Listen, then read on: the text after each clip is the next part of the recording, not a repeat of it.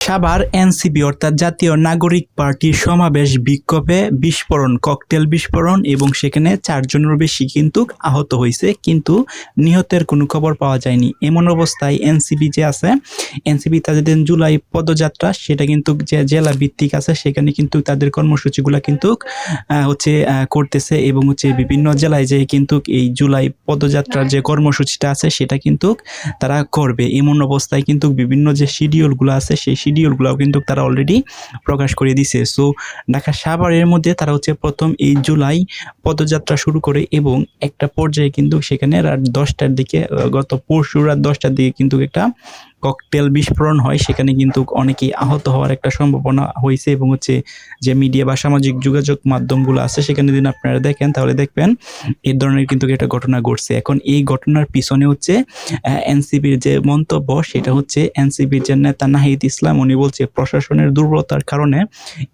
এই যে ঘটনাটা ঘটছে সেই ঘটনাটা ঘটছে। এই ঘটনাটা অকাঙ্ক্ষিত একটা ঘটনা, অর্থাৎ প্রশাসন যদি তাদেরকে নিরাপত্তা নিশ্চিত করতে পারতো তাহলে এই ধরনের ঘটনা কিন্তু ঘটতো না বলেছেন নাহিদ ইসলাম। এখন এই যে এনসিপি জাতীয় নাগরিক পার্টি শেখ হাসিনা পতনের যে সম্মুখমুখী যে নেতাগুলা ছিল বা যে পার্সনগুলা ছিল তারাই কিন্তু পরবর্তীতে এনসিপি অর্থাৎ জাতীয় নাগরিক পার্টি গঠন করছে।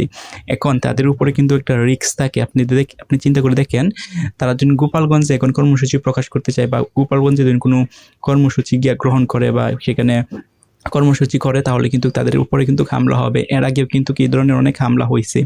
সো শুধুমাত্র গোপালগঞ্জ না, বাংলাদেশের বিভিন্ন আনাচে কুনাচে যেখানেই যায় না কেন তাদের উপরে কিন্তু একটা রিস্ক থেকে যায়। সেখানে কিন্তু তাদের যে নিরাপত্তা সেটা কিন্তু নিশ্চিত করে তারপর তাদের যে কর্মসূচিটা আছে সেটা কিন্তু পালন করা উচিত। এবং নাহিদ ইসলাম বলেছে তাদের উপরে যেন এই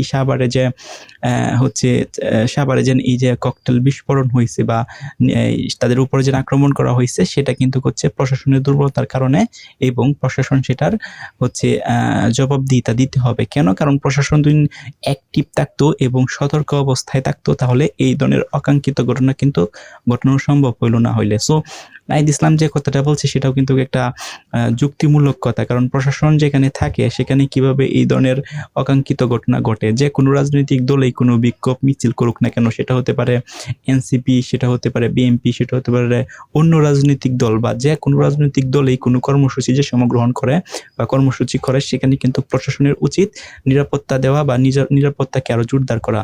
সো এইরকম একটা এনসিপি জাতীয় নাগরিক পার্টি তাদের কর্মসূচি গ্রহণ করতেছে বা তাদের কর্মসূচিটা করতেছে, সেখানে প্রশাসন থাকার পরেও কিভাবে এরকম ককটেল বিস্ফোরণ হয় এটা কিন্তু প্রশাসনের দুর্বলতা মেনে নিতে হবে। কারণ প্রশাসন যদি সেখানে সক্রিয় থাকতো বা অ্যাক্টিভ থাকতো তাহলে এই ধরনের ককটেল বিস্ফোরণ, এই ধরনের অকাঙ্ক্ষিত ঘটনা কিন্তু ঘটানো সম্ভব না।